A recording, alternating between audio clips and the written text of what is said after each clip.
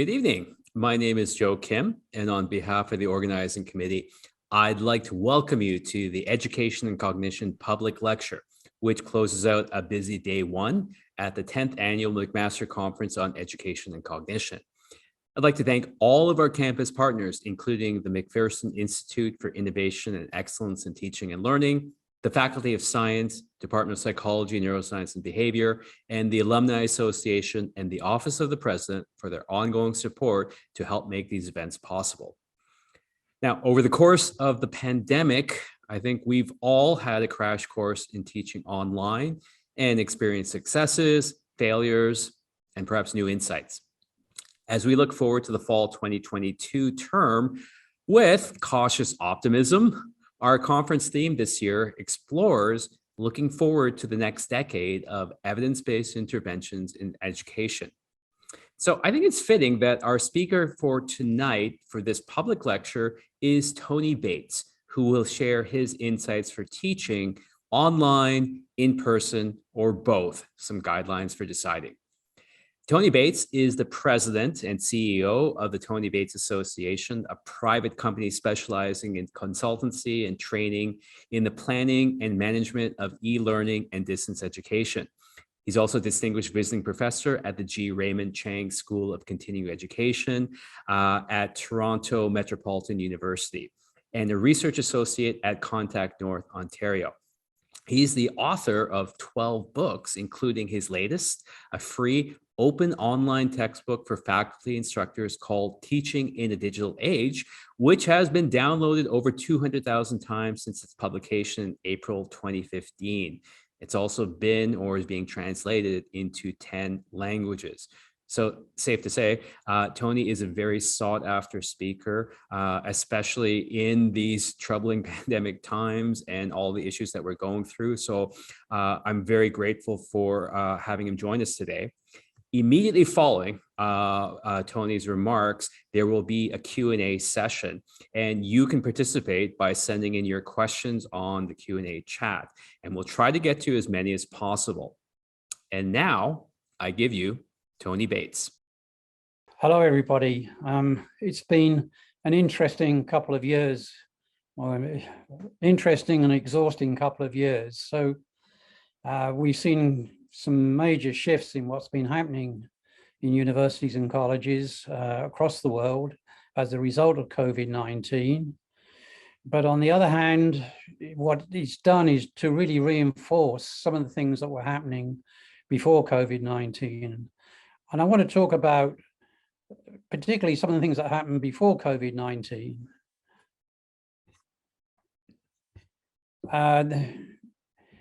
The switch to synchronous Zoom online learning in March 2020 was the only practical solution for most instructors.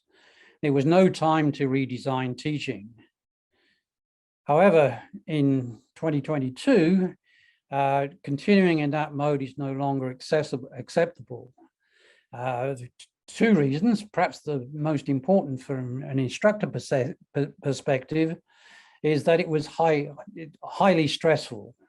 It's very difficult incorporating Zoom lectures into your teaching, but more importantly, perhaps, learning was less effective than either in-person or properly designed online learning. We have a lot of research now over the last 2 years that showed that students as well as instructors struggled with this mode of teaching.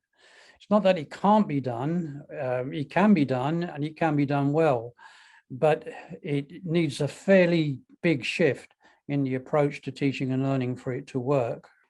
What we've had before COVID-19, we had over 30 years of prior experience and research and best practices in teaching online.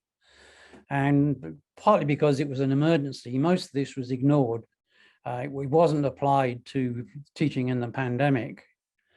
So what we need to do is to apply both the lessons from online learning pre-pandemic based on a good deal of research and lessons learned during the pandemic, because we did learn some new things about online learning and we need to incorporate that in the way that we use digital and online teaching. So what I want to do in this session is to help understand the affordances of both in-person and online teaching. By affordances, I mean what each does best, and similarly the affordances of synchronous and asynchronous learning. And to do that, I think we need to talk about what is an appropriate learning environment when you go online. And in particular, I want to apply the psychology of effective online learning, because a lot of the good design in online learning is based on sound psychological theory and practice. Now, in particular, every instructor now needs to think about what kind of course they need to teach. At one time, certainly pre-COVID, we had two worlds that were pretty separate. There was face-to-face teaching and there was fully online. But now we've got a whole mix of what's called blended learning, face-to-face incorporating classroom aids maybe, which has been around for a long time. But we also now have flipped classrooms where a lecture is recorded and students come in to discuss the lecture, or vice versa. And more importantly, I think hybrid learning, where online learning is integrated in a deliberately designed way with face-to-face teaching. And then we have what's called high flex learning, which is really an option for students to take the studies in whatever form they want. I want to point out that there are many forms of blended learning. As I said, there's technology enhanced learning. There's in-class lectures with students then going off to do some work on a learning management system. There's flipped classes. There's the Royal Roads model of having one semester on campus and two online. There's hybrid, reduced in-class teaching time to allow students to spend more time online, but still with in-class teaching focused on what in-class teaching does best. And then it's high flex. And so all these alternatives, you really need some kind of decision-making framework for deciding what's most appropriate rather than just doing what's most convenient as an instructor. I'm going to use the term affordances. It's a psychological term. It goes back to a guy called James Gibson in 1977. It was applied mainly to tools such as door handles. The design of a door handle encourage you to maybe push it down or put your hand flat against the door and push and so on. This is kind of the, what is it intuitively good for? And what I'm going to be talking about here is educational affordances. What does one medium do somewhat better than another in an educational context? And I have to say that in terms of education, there's no real research into the affordances of online learning. It's only recently, when faculty have had to make more choices about media and technology, that the term has come into greater use. So it's mainly based on experience of what a teacher finds or an instructor finds works and what it doesn't. And again, an affordance isn't general, it's specific to the context in which it's used. So for instance, use of media in science the affordances will be different than the use of media in humanities and so on. And there are affordances of in-person teaching. What are the things that in-person teaching does better than, say, online teaching?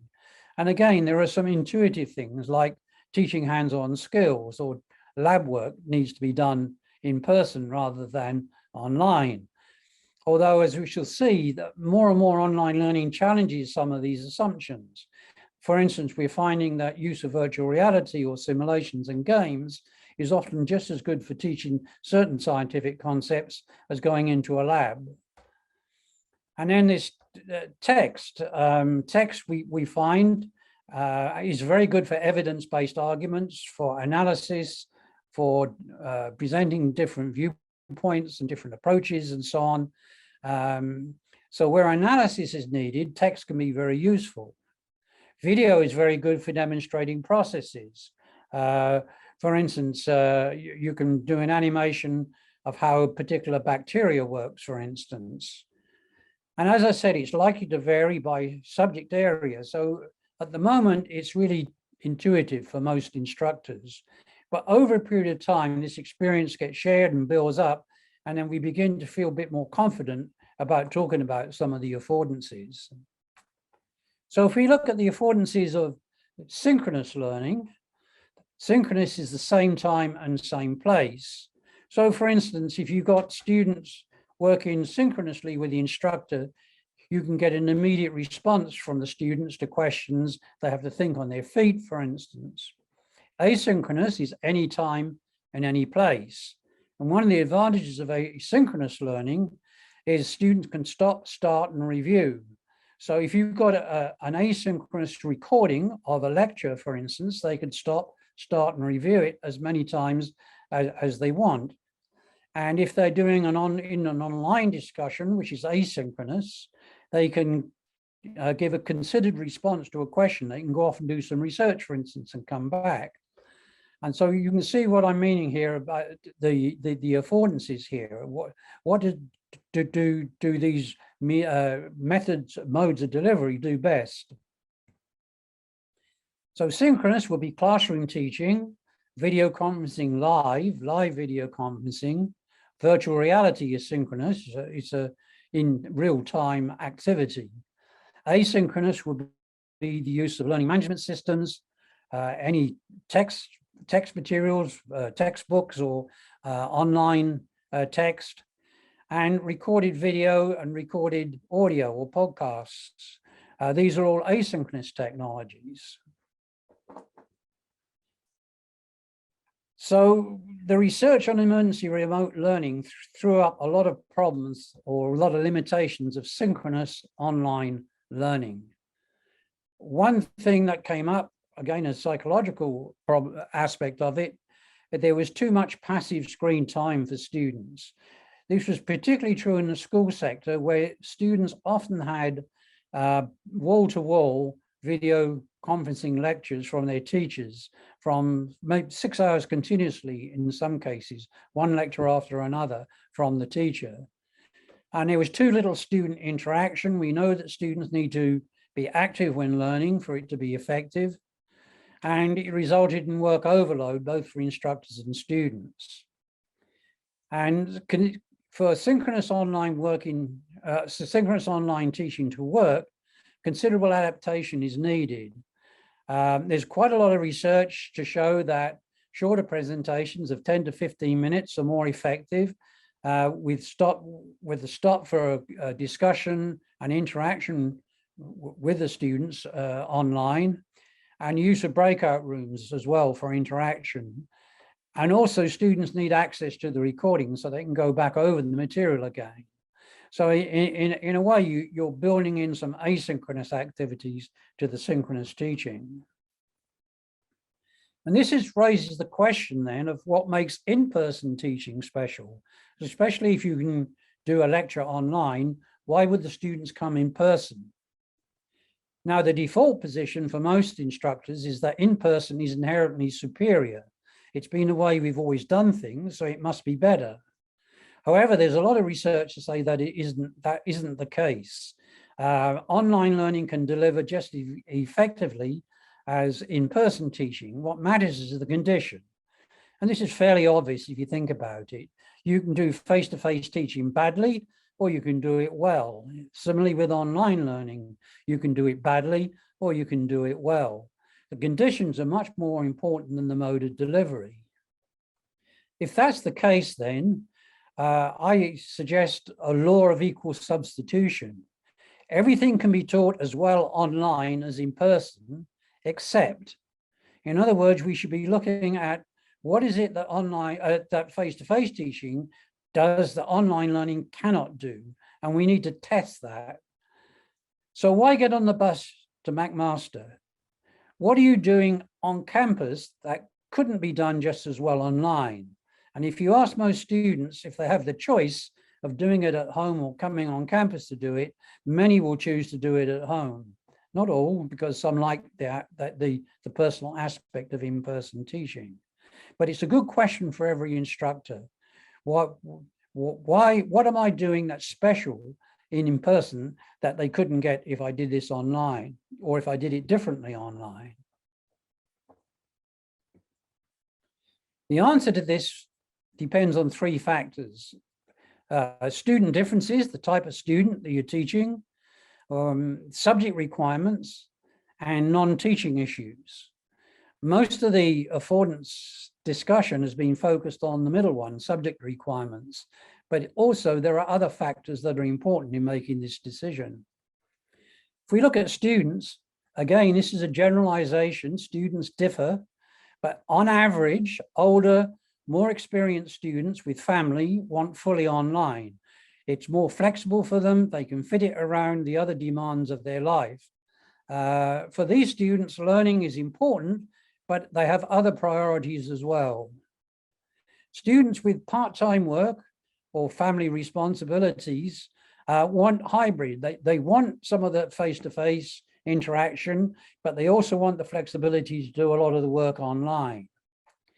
And again, most young students fresh from school, and particularly students without adequate internet access or equipment at home, and there are quite a few of those students around, they want the in-person experience.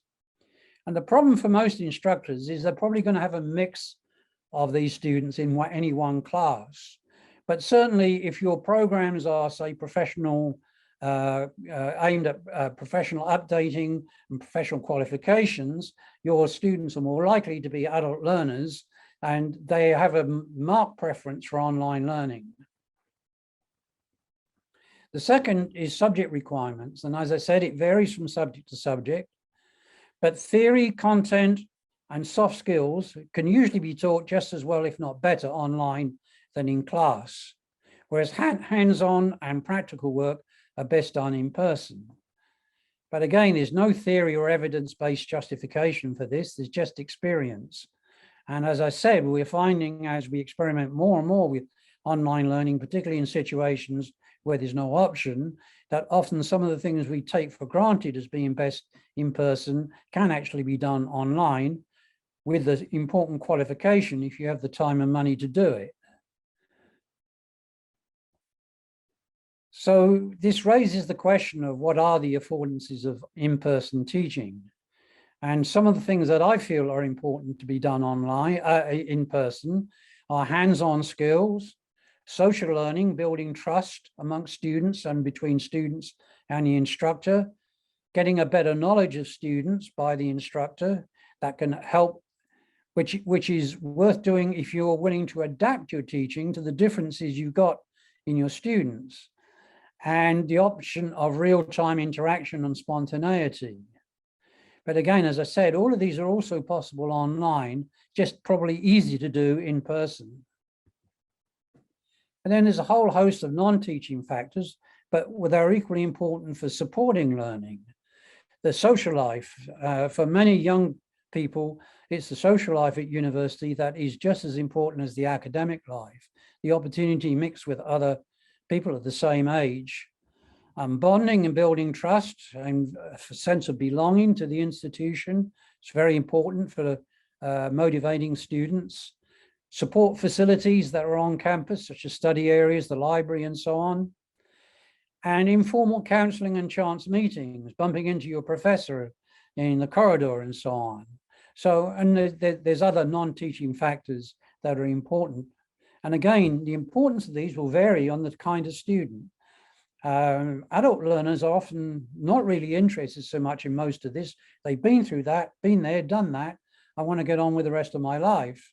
But for 18-year-olds, this is probably very important. So how do you choose what to do online and what to do face-to-face? Well, here's one strategy. This is the strategy I use. I identify my overall teaching approach and the necessary learner activities. This is very important. What are students expected to do? What could they be doing in my course that would improve their learning or help their learning? What resources are available to me and to the students? And then analyze the most appropriate mode for each learner activity. I've taken an example here from science. This is looking at glucose and its role in treatment of blood diseases and so on.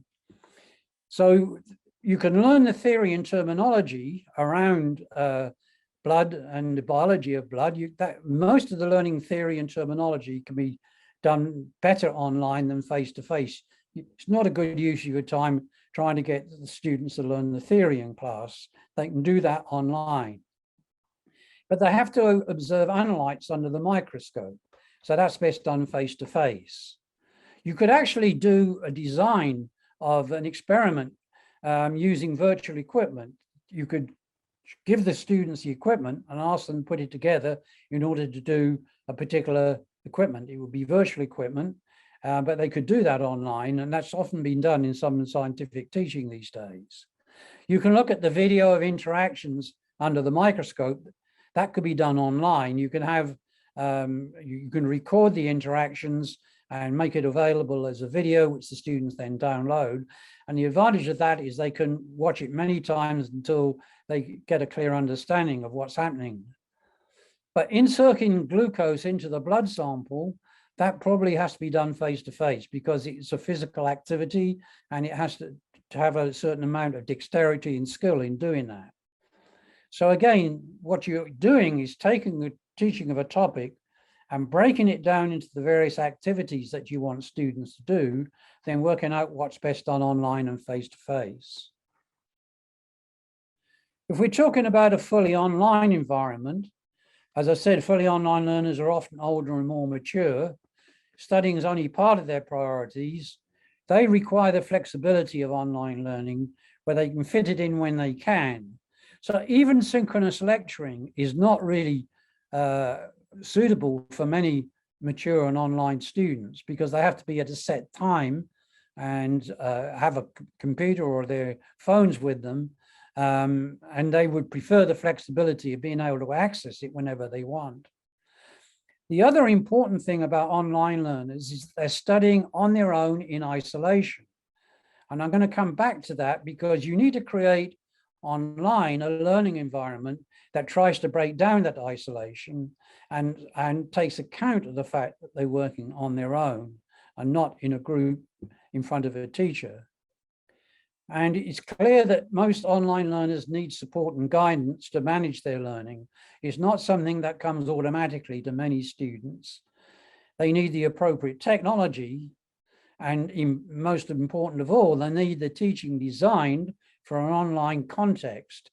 And that means rethinking how you deliver your courses when you're moving online. This means looking at the affordances of asynchronous online learning. I still believe, despite the advances in synchronous technologies, that the learning management system is the core tool for online blended learning because it provides that flexibility of any time, anywhere. Students can stop, start, replay. They can go into it. They can work, save their work, come back to it at another time. You can embed multimedia teaching, text, video, and audio into the learning management system. You can have links to synchronous lectures within the learning management system. And very importantly, a learning management system enables you to manage the workload of both the students and yourself. One of the things you have to think about when going online is all the work that students do, not just the lectures that you might be doing synchronously. I like to think of about a limit of about 8 hours per week for most students per subject for a 3-credit course. And in that 8 hours, you have to accommodate everything, the delivery of content, the activities that students do, any assignment work and so on, all should be embedded within that roughly 8 hours per week per student for a 3-credit course. And the learning management system allows you to organize your work in that week. It provides a kind of structure that a classroom does for face-to-face teaching. And you need structured interaction via online discussion forums. That's another affordance of the online system. And that can be very useful in 2 ways, breaking down the isolation of students and also enabling them to go off and do research and come back and bring that research into the online discussions. And I want to look at the psychology here. And I want to ask some fundamental questions. What is knowledge? How do you know something is true? How do you get to know something? And what do you need in order to learn? And the answer to those questions should drive the way you design your online courses. I want to give two analogies here about two different approaches to online learning. One is thinking of knowledge as coal. It's there to be mined. You've got all that research, you've got all the theory, you dig it out, you organize it as a lecturer, and you deliver it into the heads of students, and their job is to understand and comprehend.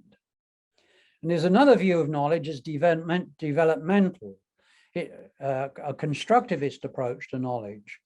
Let's think of the concept of heat. When you're a child, you can touch something and you know it's hot.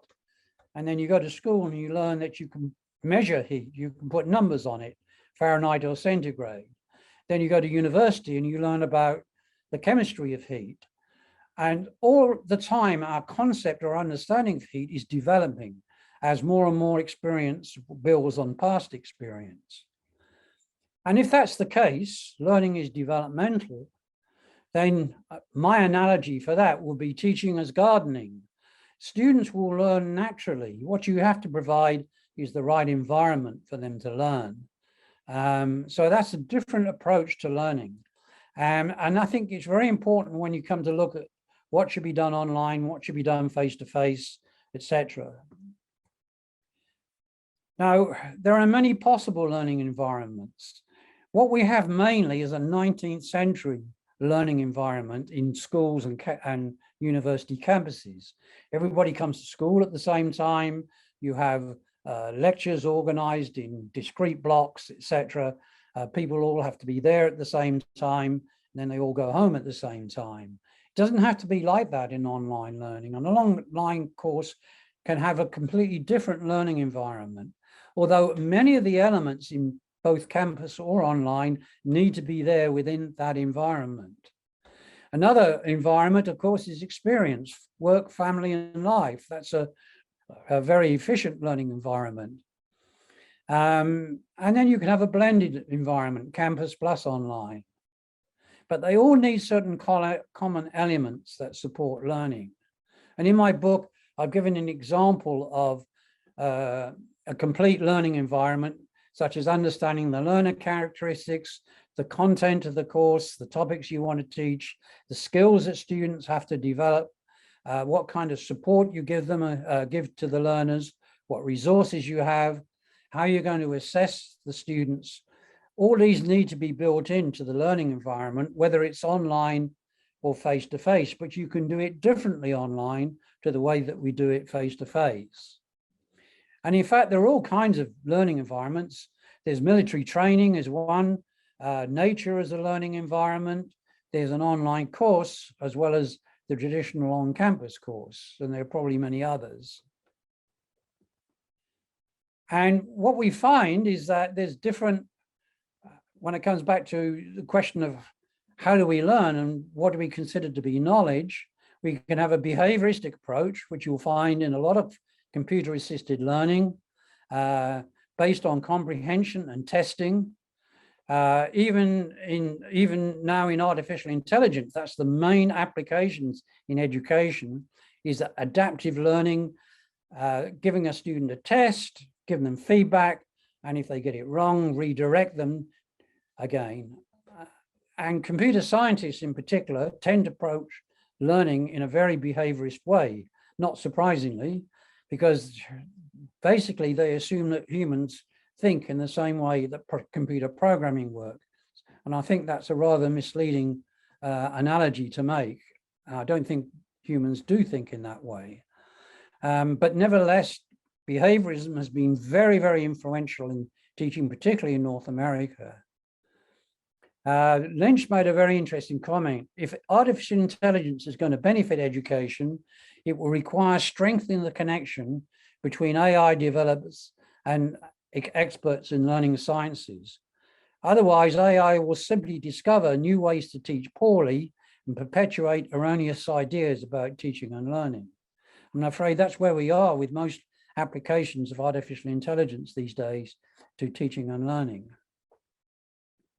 So if we take the idea that learning is developmental and cognitively constructed, such as heat, then how do we teach 21st century skills like critical thinking and knowledge management and problem solving?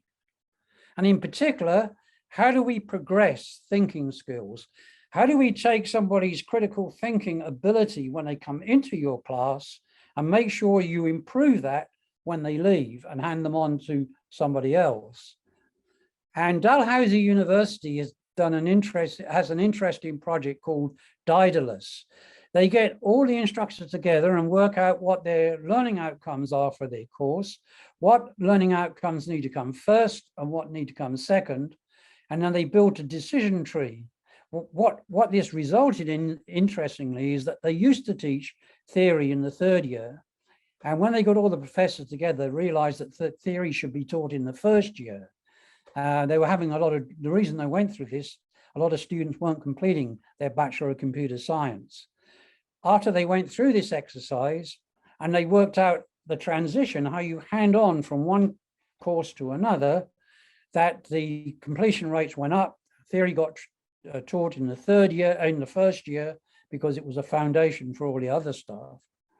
So curriculum planning here is really important. How do we develop these 21st century skills over a course? I will say one other thing. The Higher Education Quality Council of Ontario, 3 or 4 years ago, tested students coming into university, undergraduate students, and tested them going out, and found that while their numeracy and literacy skills improved, their critical thinking skills didn't, which is a bit of a concern when you think they had 4 years of undergraduate education. And there are a lot of criticisms of the study. Can you teach critical thinkings outside of a particular subject area? It's very subject specific, which I think it is. And were the tests within that subject area sufficiently good? But it is a good question. How do we know that we are teaching these skills and that students are improving at them as they go through university? Now, we know a lot about teaching skills. I make the distinction between facts, ideas, and principles, knowing something, and skills such as understanding, analyzing, evaluating, applying, and doing. Both are necessary in today's society.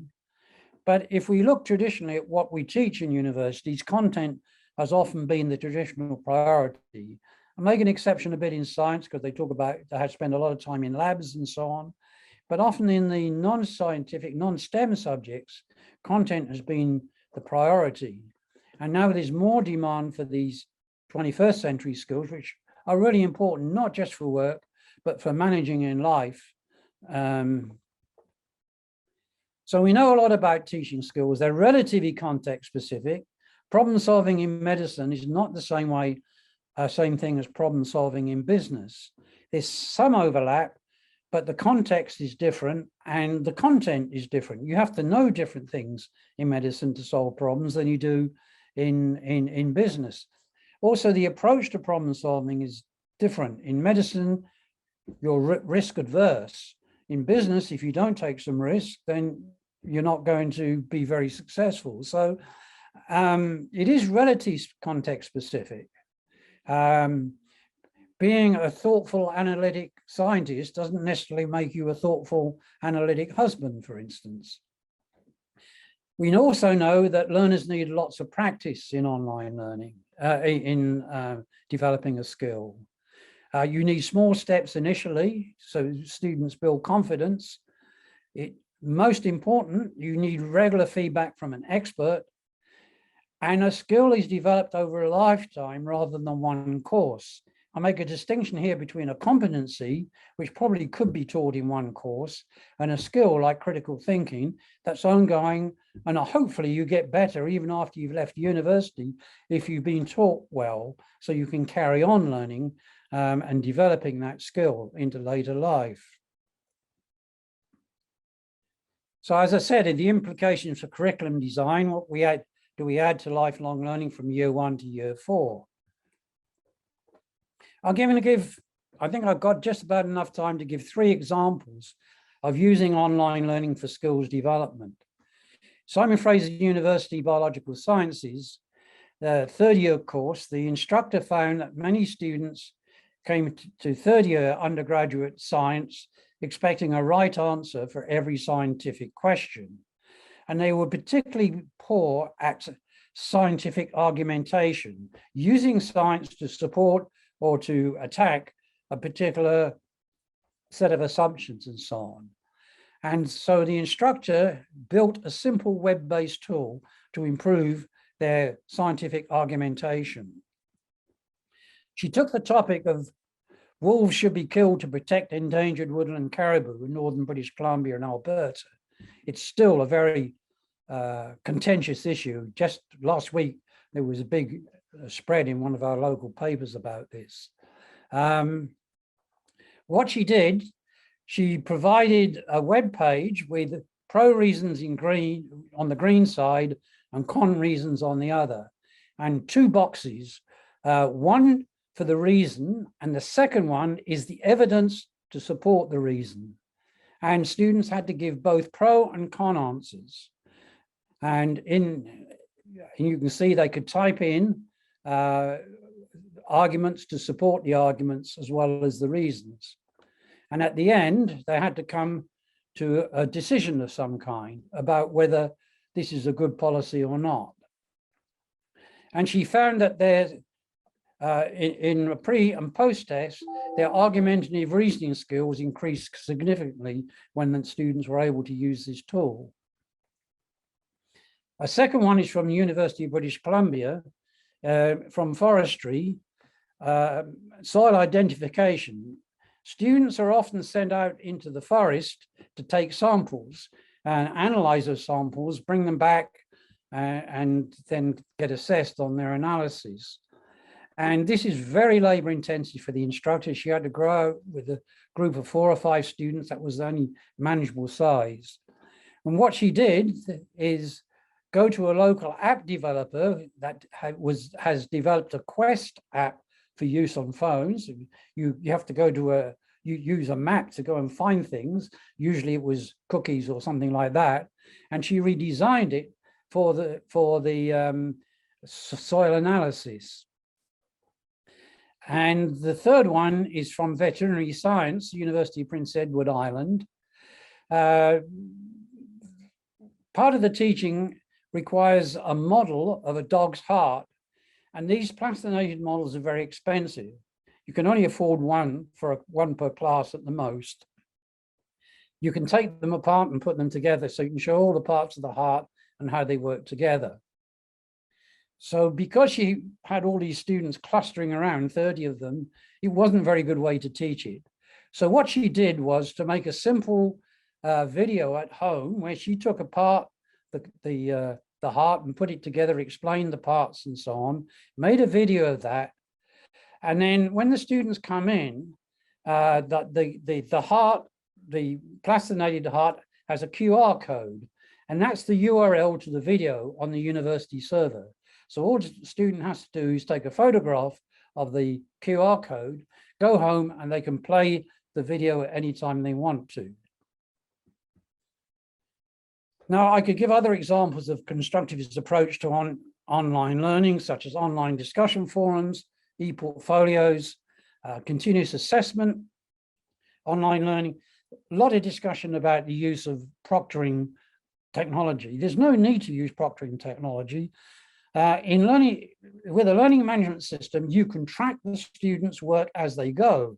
So you can continuously assess. And again, if you're trying to develop a skill, you can see what their skill is when they come in, and you can see how that skill is building up through the course from the traces they leave in the learning management system as they're working. And there's Garrison et al.'s community of inquiry with 3 core elements that they argue are needed, and I agree to in successful online courses. Social presence, the awareness of the other students, teacher presence, absolutely critical, and cognitive presence, engagement with the materials. And all 3 of those are important and support each other. And in the end, I would say that mode of delivery is agnostic regarding teaching methods. You can use all these teaching methods either in class or online, but you have to redesign the teaching if you're going to do it online.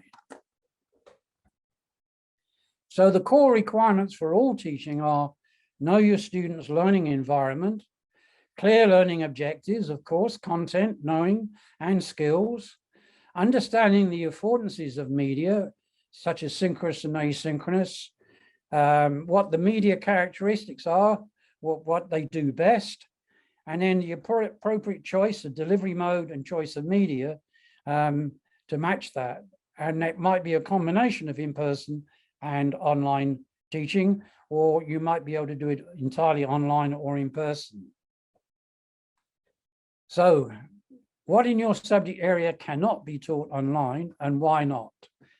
Could you think of a way you could teach online if you had the time and resources? What would be the benefits?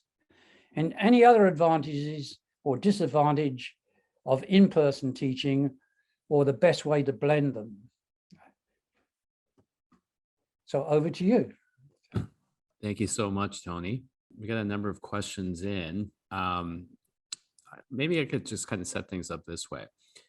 So during the pandemic, schools were forced online, workplaces, if they could, were forced to have people work remotely. So it was sort of like this forced experiment. And, as we're cautiously emerging, one of the things I think that has been demonstrated, like some of these things are possible, things that we just never thought, like having meetings online, maybe we're kind of tired of Zoom meetings and stuff, but and even our conference this year, this EdCog conference, we're fully hybrid this year, where all the activities are fully available online or in person. And our public lecturer, Tony Bates, you're giving your talk fully online. So my first question to you is that, do you think these are just kind of reactionary moves that will eventually go away and things will just be back the way that they used to be? Or do you think there's sort of a permanent shift in how we're going to run things in society now that we got a taste of this? I think what happened, COVID was an accelerator of things that were already happening, but only on the fringes, so to speak. But they were coming in from the fringe to the center more and more. So for instance, in 2018, something like 10% of all post-secondary courses were in online enrollments, and that means growing by about 10% per annum. Blended learning was starting to appear before COVID-19. You were doing it yourself, Joe, with your flipped classes and so on. But it was still fairly small. It was sort of 10, 15%, maybe 20% with blended learning, 25. And what the pandemic has done is speeded that up. Now, I don't think we'll go back exactly to what we were, but we're not going to be entirely online either in the future. So there will be a shift. And that tendency, I don't think online learning will ever get to, fully online, will ever get to more than 20%. There's a limited market for that. Because, you're talking about adult learners. Although adult learning will become more and more important because of demographics. If we're to keep our students, we're going to have to increase the amount, and there will be demand for adult learning because of the way the workforce is developing, and people need reskilling, they need to change jobs, they need to get new qualifications.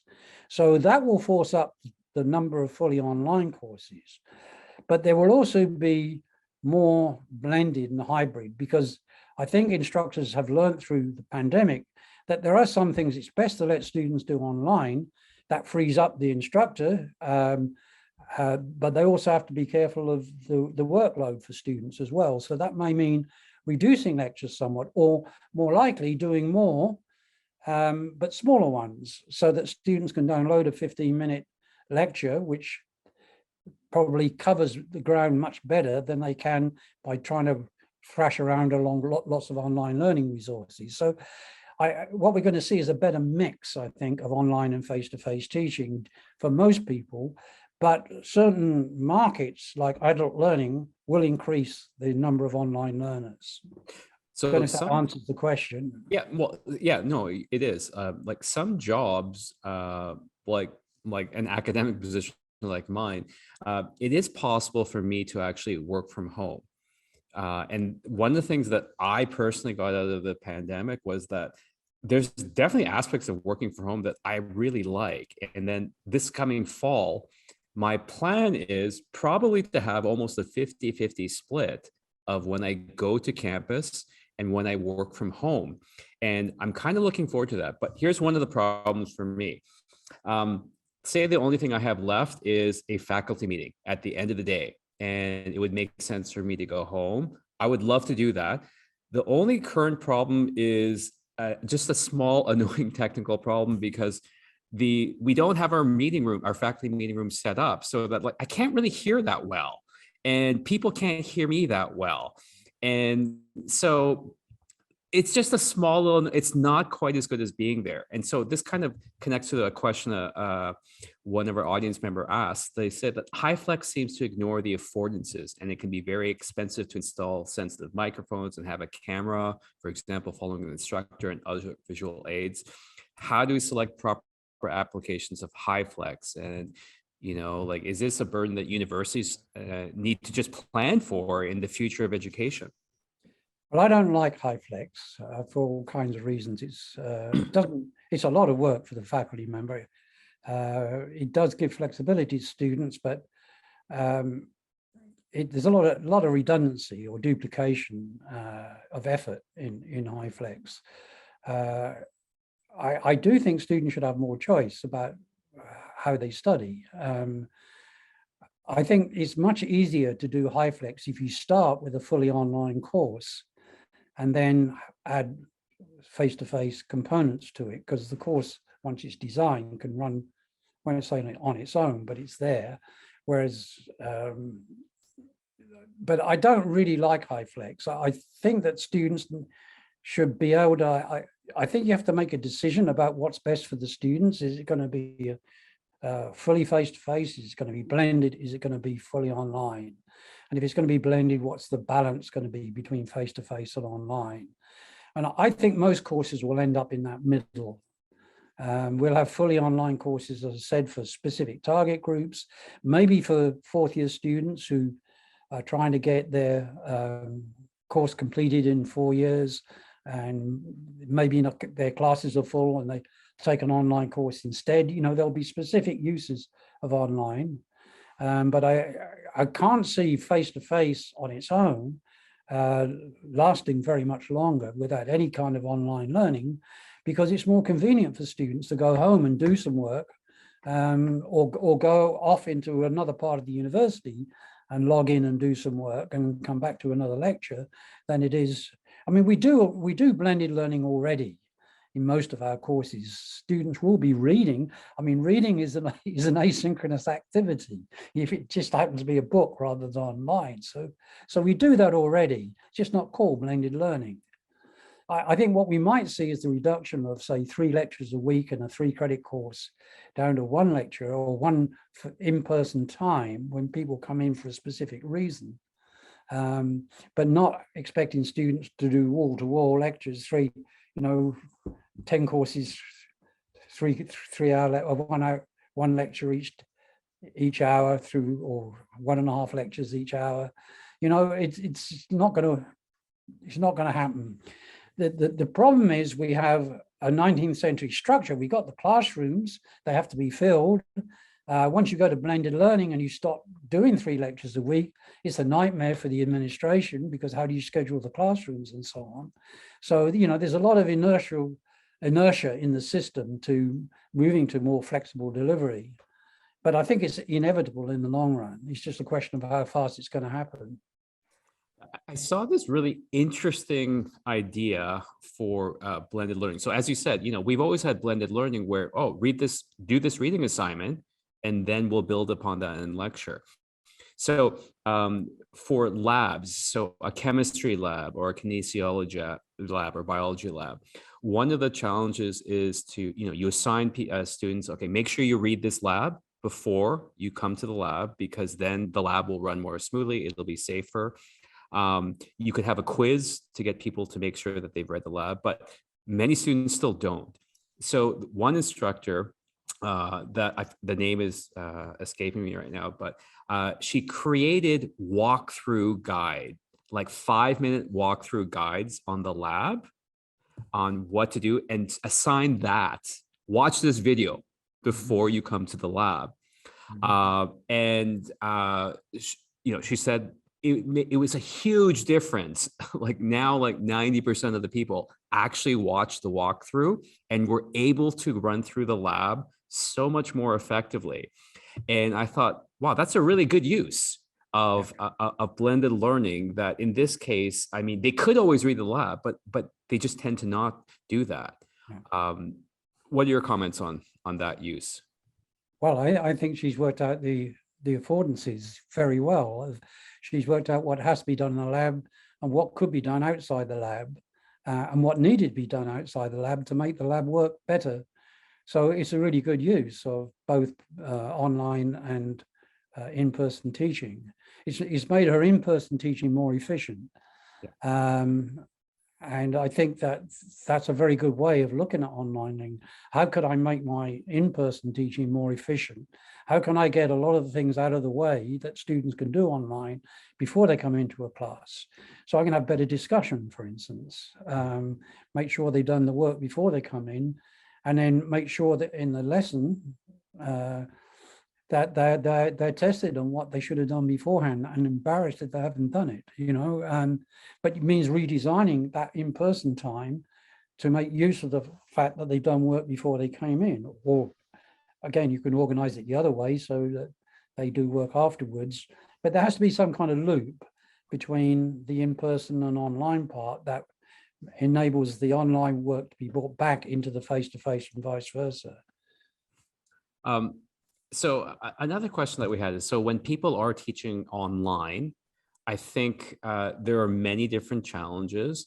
One of them that I'd love to get your comments on is, how do you increase engagement and interaction during virtual teaching? So you said that, a big challenge during this pandemic was it was far too passive. And students are just tuning out. So how do instructors make engagement interaction increase during an online lecture when you might not even be able to see the audience? Well, cut down on the amount of talking and give students activities to do. I mean, before video conferencing came along, online learning was totally asynchronous.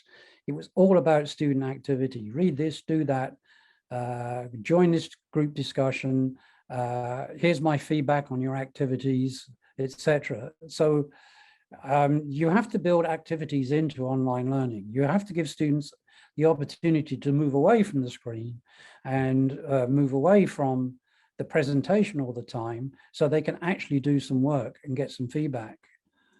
Yeah. So I can tell you about my own experience. So when we moved to an online lecture, one of the things that I was sort of worried about was that part of, the style of how I like to lecture is, even in a large lecture hall, I like to ask the students questions and I like to get reactions. But then when we moved to online, that wasn't possible because, we're using Microsoft Teams. Students weren't even on camera. They could pose questions. So my solution was, I had online TAs that were helping to monitoring the chat. I used them as a proxy to stand in for the students I would ask questions in class. So I would ask them the questions and we would have this dynamic interaction and conversation, almost, as if they were representing the students. Or if I did some sort of demonstration, I would normally pick a volunteer from the physical classroom. Those online TAs were my volunteers for whatever demonstration that I was doing.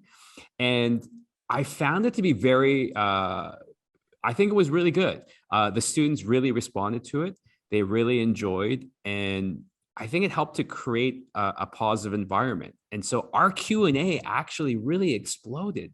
Students really responded. I remember, like, in a social psychology lecture, I asked them, when you think of a McMaster student, what are the 3 characteristics come to mind? Not surprisingly, it was flooded with like very positive things. They're really studious, they're serious, they're going somewhere. Then I asked them, what are the three characteristics that come to mind from, I'm not going to name the university, but a local rival university that rhymes with Schmestern. uh, and, not surprisingly, these were not favorable characteristics. And then, I would ask the TAs, what are students saying? Well, Connie says this, Paulina says this. And they even liked having their names, recognized that way. And then I said, well, that shows a demonstration of an in-group, out-group bias right there. Yeah. So I think those are kind of sort of workarounds to try to make people feel like they're part of a community. There's a lot of work being done on online discussion forums and how to make them work.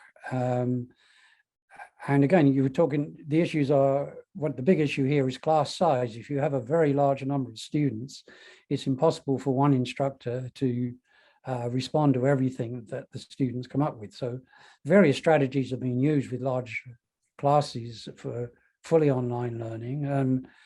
One is to break them up into smaller groups. And you can do this to some extent with synchronous learning. You use the breakout rooms, for instance, get them to do some work as a group and then post a group response. It's much easier for the instructor to respond to, say, 10 groups than 300 students. So there are various techniques like that that can be used. Again, TAs are very useful, or even adjunct professors to.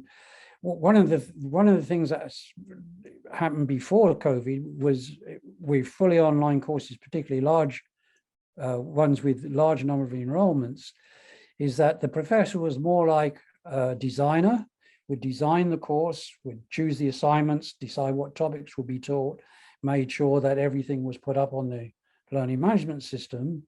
And then adjunct professors were the tutors, if you like, for all the activities that the students did online.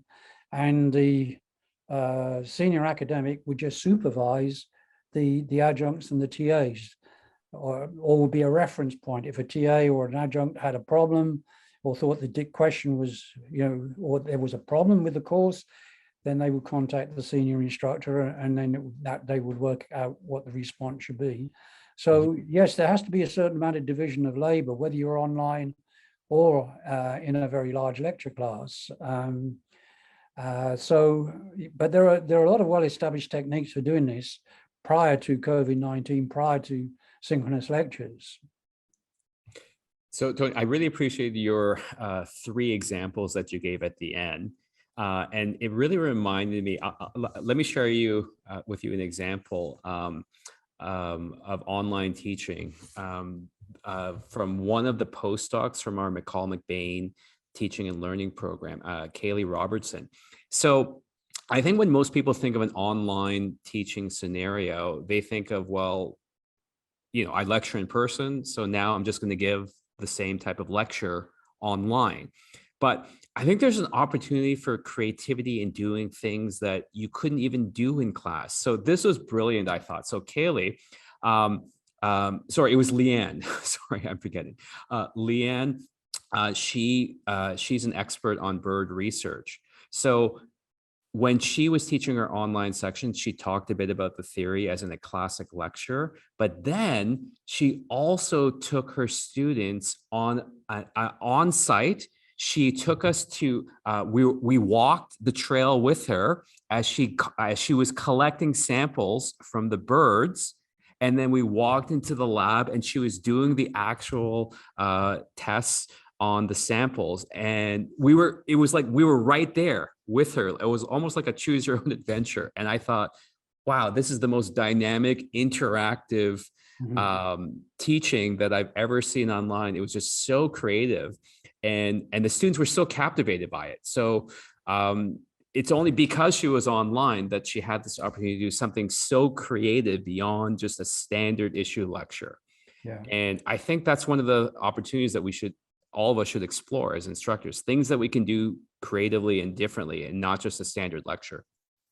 One of the things that online learning is really good for is for students to do research, collect their own data, it depends on the subject area, but from what you're saying on with the bird research, they could certainly do that. Create an e-portfolio, either as individually or as a group, and then that could be the assignment. You don't have to give a test afterwards. You can just see how well they've done that. You might do it as a formative assignment. Sometimes, for instance, in business, I know that some business courses now require students to do a 2-minute elevator pitch on their business and record that as a video. But instead of just assessing the video as the student does it, they put it in front of the other students critique it, they all critique their own videos, they go back and then they amend the video as a result of the critique, and that's what they're assessed on. So again, it's just a different way of thinking about assessment, because when you're working online, you can do assessment differently. Tony, I think I want to end with getting your thoughts on a provocative quote from the futurist Arthur C. Clarke in 1980. He said, "Nothing can replace a good human teacher, but much of the drudgery of education, the routine and the road could be taken over by electronic devices." What do you think? I don't quite agree with that. I think there's two aspects here. One, teaching is a very human activity.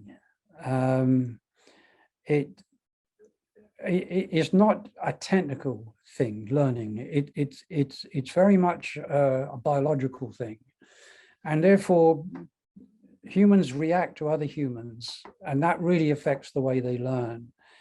And my worry is if we put everything into artificial intelligence and everything was automated, there would be no relationship between the learner and the machine. It will just be a machine. And we've seen that already happening in some of the business areas, like trying to get hold of somebody in a bank, you can't. Trying to talk to somebody from a telephone company, you can't. And that's very alienated, causes a lot of anger and so on. So I think there should always be a human element in teaching and learning. I agree. Thank you so much, Tony. And thank you everyone for joining us this evening. Best of luck to everyone in your plans for fall 2022. That's some great advice, Tony, and lots of things for us all to think about. Thank you, everyone, and good night.